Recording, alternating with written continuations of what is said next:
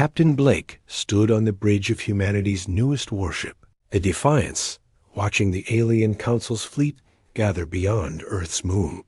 The blue and silver ships of the Galactic Council hung in space like sharks circling wounded prey.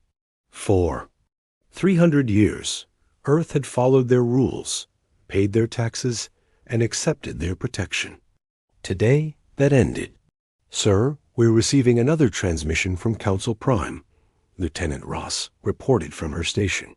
The young officer's hands trembled slightly as she worked the controls. Everyone knew what this moment meant for humanity. Blake nodded grimly. "Put them through." The hologram of Ambassador Vell appeared on the bridge. The tall, gray-skinned alien's forearms moved in what humans had learned was a gesture of supreme displeasure. His large black eyes showed no emotion, but his voice carried clear threat. "Captain Blake, your species continues this foolish rebellion. Surrender now, and Earth will face only economic sanctions. Continue this path, and we will demonstrate why younger races bow to the Council's wisdom." Blake stepped forward, his jaw set in determination. Behind him, his crew worked with quiet efficiency. These weren't the scared colonists who had first met the Council centuries ago. These were the children of Earth, raised on stories of human independence and stubborn pride. "Ambassador Vell," Blake replied, his voice steady and clear. "Earth's answer remains the same. We reject Council authority. We reject your taxes on our trade routes.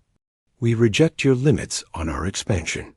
And we especially reject your demand that we hand over our military technology." The alien's mouth opened slightly, showing rows of sharp teeth. "Your military technology is nothing compared to Council might. You build crude weapons and call yourselves warriors. We have conquered 1,000 worlds, Captain. What makes you think Earth is special?" A thin smile crossed Blake's face. "Because, Ambassador, you've never fought humans before." The transmission cut off abruptly. Within minutes, a Council fleet began moving toward Earth. Blake turned to his crew, seeing the mix of fear and determination in their eyes. "All stations battle ready," he commanded. "Send word to Luna Base and Mars Command. Tell them the Council has made their choice." Lieutenant Ross looked up from her console. "Sir, they outnumber us 5-1. Our intelligence says their shields are stronger, their weapons more advanced." "Maybe," Blake admitted, "but they've been at peace for too long. They've forgotten what it means to fight for survival." The ship's AI, a calm female voice humanity had named Oracle, spoke through the bridge speakers. "Captain, Earth Defense Command reports all orbital platforms are armed and ready. Colonial fleets from Mars, Europa, and Titan are moving to support." "Positions," Blake nodded. "Good. And our special projects?" "The Ghost Protocol is active. Stealth ships Phantom and Shadow are in position behind the asteroid belt. The new railguns on Luna are charged and targeted." Through the bridge windows, Blake could see Earth below, blue and beautiful and defiant. 3 billion humans called it home, and billions more lived throughout the solar system. All of them had voted in the great referendum 6 months ago. The choice had been clear: submit to Council rule or fight for freedom. The vote wasn't even close. "Sir," reported Chief Engineer Park from the engine room, "all systems showing green. The new fusion drives are running smooth. Whatever happens. Next, Defiance is ready." Blake thought about the name they'd chosen for this ship. It said everything about humanity's answer to the Council's ultimatum. For 3 centuries, Earth had played by alien rules, accepted alien judgment, lived under alien law. Those days were over. "Communications. Open a channel to all human ships and stations," Blake ordered. "Channel open, sir."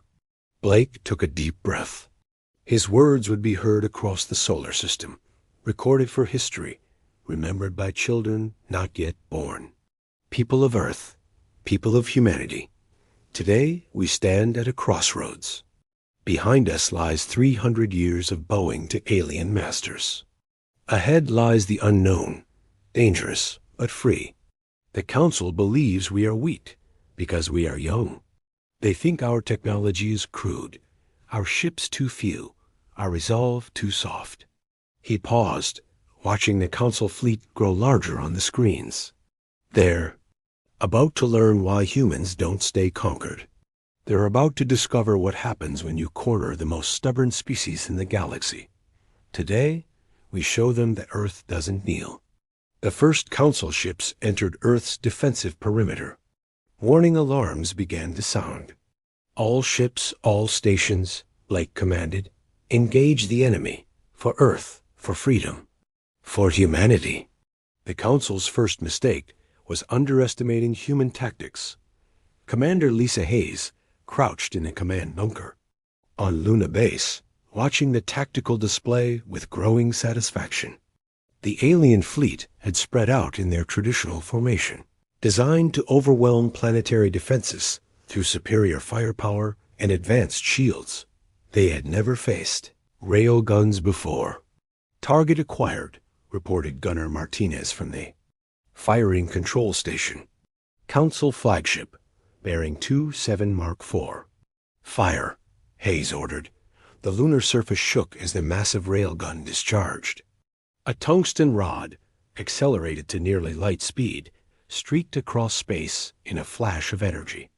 The Council flagship shields flared bright blue, then flickered, then died completely as the kinetic projectile punched through like paper. The alien ship split in half, atmosphere venting in twin clouds of frozen gas. Direct hit. Martinez shouted. Their shields can't handle kinetic impact at that velocity. Hayes smiled grimly. That's what they get for relying on energy weapons for 3,000 years. Target the next ship. Keep firing. In space above Earth, Captain Blake watched the first Council ship die and felt a moment of savage satisfaction.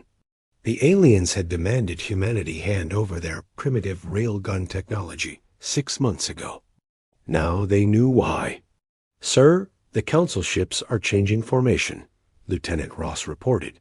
They're trying to close distance, reduce our targeting time. Let them come, Blake replied. Oracle, activate Ghost Protocol. Ghost Protocol active. Captain, across the solar system, dozens of human ships that had been running silent suddenly powered up. The stealth vessels Phantom and Shadow dropped their cloaking fields directly behind the Council formation. Automated defense platforms that had appeared to be space debris came online with nuclear missiles, armed and ready. But the Council had surprises too. Multiple contacts emerging from hyperspace, the radar operator called out. Council reinforcements, sir. 3 more fleets, coming in from different vectors. Blake's confident expression faltered slightly. Earth's intelligence had predicted. Some reinforcements, but not this many. The odds had just gone from 5-1 to 15-1. They planned this, he realized. This wasn't a police action. This was a full military assault. Admiral Corvin, commanding the Council forces, from his new flagship, studied the human defenses with professional interest. The railgun strike had been unexpected, certainly, but not devastating. Losing one ship was acceptable when you had hundreds. Analysis of their kinetic weapons? He asked his tactical officer. Crude but effective, Admiral. High velocity, simple. Physics. Our shields were designed to disperse energy, not stop solid projectiles. Adapt our shield frequency to create kinetic barriers, Corvin ordered. And launch hunter-killer drones. If they want to hide behind asteroids and space debris, we'll flush them out. The alien admiral had commanded fleets for over 2 centuries. He had conquered rebel worlds, crushed pirate fleets, and pacified entire star systems. These humans were clever, he admitted, but cleverness only went so far against overwhelming force. Sir, His communications officer reported, "We're receiving surrender offers from several human colony ships near Jupiter." Corvin nodded approvingly. "Accept their surrender and place them under guard. Others will follow once they see the futility of resistance." But then something unexpected happened. The human ships that had offered surrender suddenly accelerated to ramming speed, targeting the Council vessels that had moved to accept their surrender. The colonial freighter New Hope smashed into a Council destroyer, both ships disappearing in a ball of nuclear fire. 3 more human ships followed suit, turning themselves into kinetic weapons. "They're using suicide attacks," the tactical officer reported, his voice shocked. "Their own people are sacrificing themselves?" Corvin stared at the tactical display, trying to understand. In all his years of conquest, he had never seen an entire species willing to die rather than submit. Usually, after the first few ships were destroyed, surrender followed quickly. These humans were different. On Earth, Blake received the casualty reports with a heavy heart. 400 humans dead in those ramming attacks, but they had taken out 6 Council ships and disrupted the alien formation. "Sir, we're receiving a transmission from Admiral Corvin," Ross reported. "Put him through." The hologram of the Council. Admiral appeared, his expression grim. "Captain Blake, your people fight with honor, but this ends only in death. Surrender now, and we will spare your civilian populations." Blake looked around his bridge, seeing the determination in every face. These weren't professional soldiers. They were teachers, engineers, farmers, shopkeepers. People who had never wanted war, but wouldn't accept slavery. "Admiral," Blake replied, "you still don't understand. We're not fighting to win. We're fighting because we're human. And humans don't surrender." The transmission ended. The battle continued. News of humanity's resistance spread across the galaxy, faster than Council ships could suppress it. On the mining world of Kepler 442b, the reptilian Draknari workers gathered in secret around hidden communication devices. Their overseer, a Council loyalist named Vex, had banned all news from Earth, but information found a way. "The humans actually attacked Council ships?" whispered Toke, a veteran miner whose scales bore the scars of decades in the tunnels. "They chose to fight instead of submit?" His companion, Raoul, nodded grimly. 3 Council fleets, they say. The humans are outnumbered 20-1 now, but they keep fighting. Around them, dozens of Draknari listened in fascination.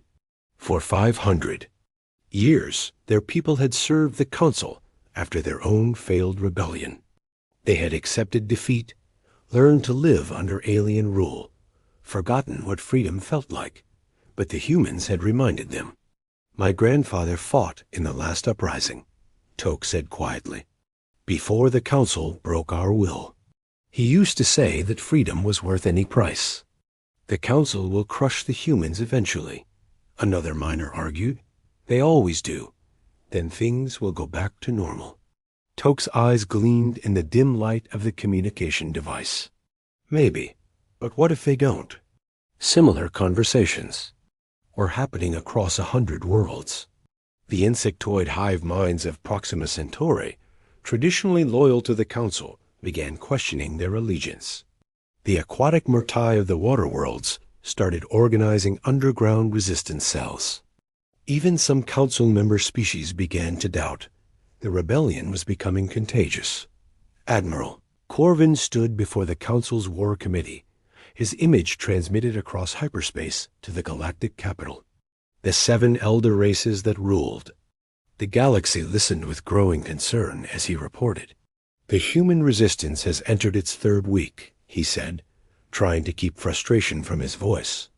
"They have lost 60% of their fleet, but their resolve remains unbroken. Worse, their defiance is inspiring unrest on 17 Council worlds." Prime Counselor Thek, ancient leader of the Zephyrian Empire, leaned forward on his ceremonial throne.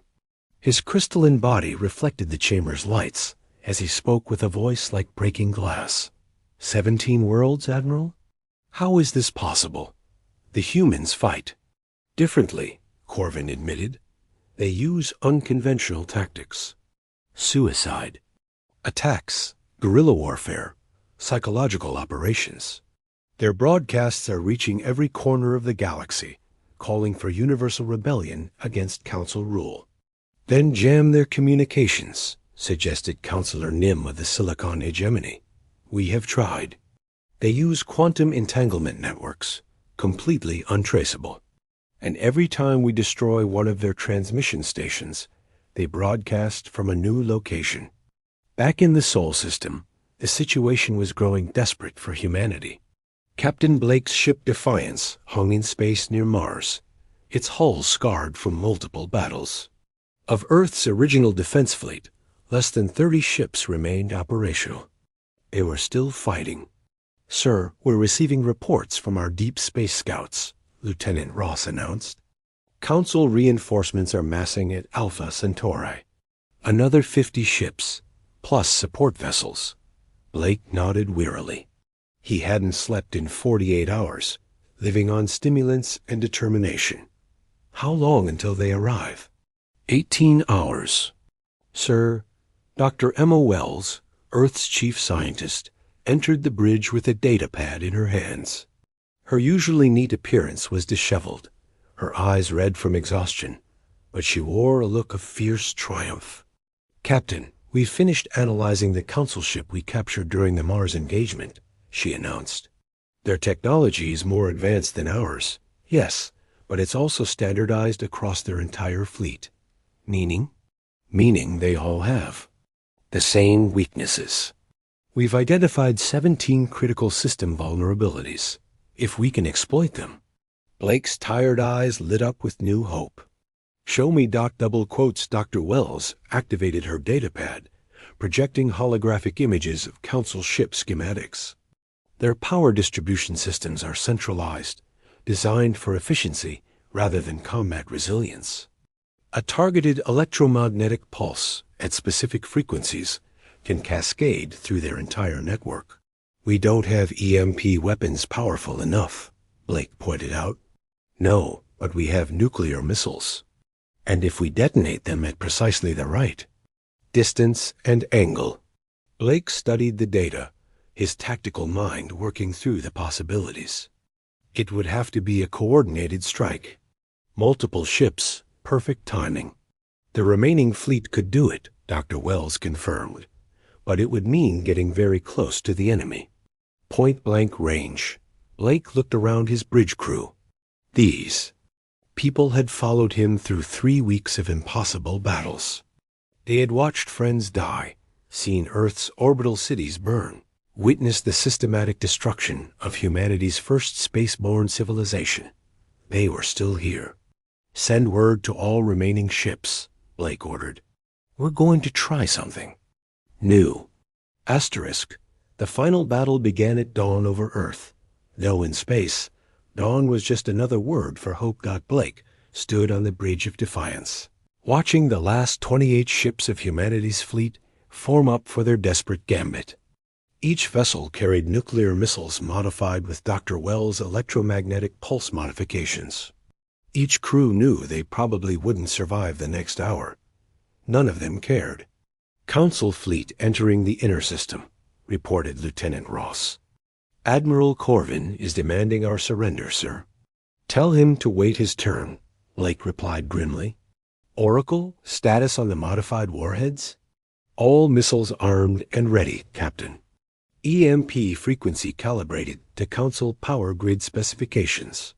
The plan was simple in concept, nearly impossible in execution. The human ships would charge directly at the Council fleet, absorbing devastating fire to get close enough for their modified missiles to be effective. At point-blank range, they would detonate nuclear warheads specifically tuned to cascade through Council ship systems. It was a suicide mission with the slimmest chance of success. Sir, came a voice from the communication station. We're receiving transmissions from across the galaxy. The Draknari have begun open revolt on Kepler 442b. The Meritai are attacking Council installations in the Vega system.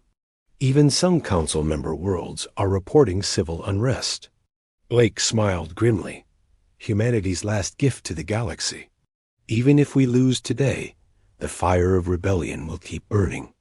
Admiral Corvin watched the pathetic remnant of the human fleet accelerate toward his massive armada. 28 ships against 300. It would be a massacre, but perhaps that was what the galaxy needed to see. A clear demonstration of what happened to species that defied the Council. All ships open fire when they enter range, he commanded. Make it quick. We have rebellions to suppress elsewhere. The space between Earth and the Council fleet erupted in weapon fire. Council energy beams lashed out like whips of colored light, striking human ships and overwhelming their shields. The human response was equally fierce, but far less effective. Their weapons barely scratched Council armor. One by one. Human ships began to die. The frigate Independence took a direct hit to its reactor core and disappeared in a ball of nuclear fire. The destroyer Freedom lost its engines and began spinning helplessly, still firing its weapons even as Council fighters swarmed around it like angry wasps. But the human ships kept coming. Sir, they're not breaking off, Corvin's tactical officer reported with growing concern. Even ships that are critically damaged continue to advance. The Admiral watched with a mixture of admiration and horror as a human cruiser, its hull cracked open and venting atmosphere, rammed itself into one of his destroyers. Both ships exploded, taking 300 Council crew members with them. There, all insane, whispered his communications officer. Perhaps they were. But their insanity was working. Defiance shook under repeated hits as Blake's ship led the charge toward the Council flagship. Half his crew was dead, the bridge was on fire, and their weapons were barely functioning. But they were close now. Close enough. Range to target? Blake shouted over the alarms. 2,000 kilometers in closing, sir. Dr. Wells, are you ready? A scientist's voice came through the intercom from the missile bay. Ready, Captain. All remaining ships report ready as well.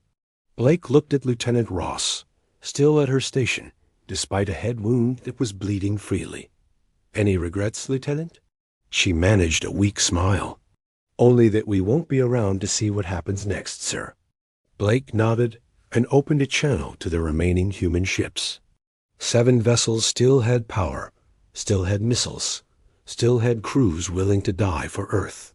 All ships, this is Blake. For 300 years, humanity has dreamed of reaching this stars. Today, we set them on fire. Execute EMP strike on my mark. The 7 human ships, battered and broken, but still defiant, fired their modified nuclear missiles simultaneously. The warheads streaked across the remaining distance in seconds, detonating in perfect synchronization around the Council fleet. The electromagnetic pulse was invisible but devastating. It raced through Council ships at the speed of light, overwhelming their centralized power systems and cascading through every circuit, every processor, every weapon system. Asterisk. One by one, the lights went out on 300 Council ships. Life support failed. Weapon systems died. Navigation computers crashed. In less than 30 seconds, the most powerful fleet in Council history became nothing more than floating debris. Crews trapped inside their own vessels with no power, no weapons, no way to call for help. In the sudden silence that followed, Blake's voice carried across the void to every ship, human and alien alike. This is Captain Blake of Earth Defense Command. To all Council forces, you are now prisoners of war. Any attempt to restart your systems will be met with immediate destruction. The impossible had happened. Humanity had won. 6 months after the Battle of Earth. The galaxy was unrecognizable. President Maria Santos stood in the rebuilt orbital command center above Earth, looking out at a sight that would have been impossible a year ago. Ships from dozens of different species floated in peaceful formation around humanity's home world. Former council slaves had become Earth's allies, and the old galactic order was crumbling. Status report from the Liberation Fleet? She asked her aide, Commander Johnson. Admiral Blake reports the Vega system is now completely free of council control. Johnson replied, consulting his datapad. The Murtai have established their own independent government. They're requesting formal alliance with Earth. Santos nodded approvingly. Blake had refused promotion after the battle, insisting he was just a ship captain, but the president had made him admiral anyway. Someone had to coordinate humanity's growing fleet of allies. What about the council worlds themselves? 17 of the original council member species have declared independence from the central government. The Zephyrian Empire is fragmenting. Prime Councilor Thek was overthrown last week by his own people. It was remarkable how quickly the apparently invincible Galactic Council had collapsed once their military might was broken.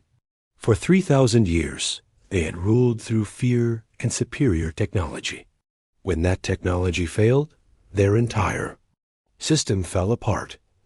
Dr. Emma Wells entered the command center, carrying her ever-present datapad. The woman who had made their victory possible looked tired but satisfied. President Santos, we've finished analyzing the Council's central database. You'll want to see this. Good news or bad news? Both. The good news is that we now have complete maps of Council space, including the locations of every slave world, every resource depot, every military installation. And the bad news? Dr. Wells' expression grew somber. The Council wasn't just a government, Madam President. They were preparing for something. A war against an external threat. Santos felt a chill run down her spine. External threat? According to their files, there's another power beyond Council space. Something they called the Void Hunters. The entire Council military structure was designed to fight this enemy, not control internal rebellions. The president stared out at the peaceful fleet formations, suddenly seeing them in a new light. Are you saying we might have just destroyed the galaxy's only defense against a greater threat? I'm saying we need to be prepared for anything. The Council's fear of this enemy was so great that they sacrificed freedom for security across 1,000 worlds. Before Santos could respond, an alarm began sounding throughout the command center. Commander Johnson rushed to the communication station, his face pale. Madam President, we're receiving an emergency transmission from the outer system monitoring stations. Multiple contacts emerging from hyperspace at the edge of the solar system. Council reinforcements? Santos asked. No, ma'am. These ships ... They don't match any known design. The energy signatures are completely alien. On the main display, images appeared of vessels, unlike anything in the galactic database. They were sleek and dark, seeming to absorb light rather than reflect it. There were dozens of them, and more were appearing every second. Dr. Wells stared at the display with growing horror. Those matched the descriptions in the Council files. Void Hunter vessels. A transmission began coming through, but it wasn't audio. Instead, images filled the screen-burning worlds. Dead civilizations, entire star systems reduced to empty space. The message was clear. This is what we do to those who resist. Then came a voice, speaking in perfect human English, despite coming from beings humanity had never encountered. People of Earth, you have destroyed our ancient enemy, the Council that kept your galaxy in order. We thank you for making our conquest easier.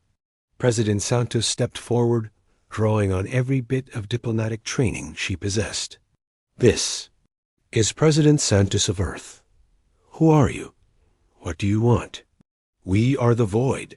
We consume civilizations. We harvest worlds. Your galaxy is now defenseless, your protectors destroyed by your own rebellion. Prepare for harvest. The transmission ended, leaving the command center in stunned silence. Santos turned to her staff, seeing fear in every face. Humanity had just won its freedom, only to discover they might have doomed the galaxy in the process. But then she thought about Captain Blake and his crew on Defiance. She thought about the miners on Kepler 442b who had chosen rebellion over safety. She thought about every human who had faced impossible odds and chosen to fight anyway. Commander Johnson, send word to Admiral Blake and all allied fleets.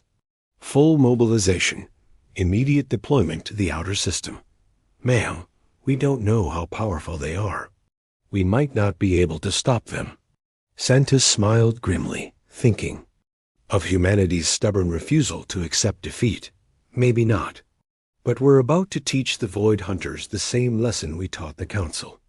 She looked out at the ships of a dozen free species, united by their shared struggle for independence. They're about to learn that this galaxy doesn't surrender. The stars were still on fire, but now humanity and its allies controlled the flames. Asterisk.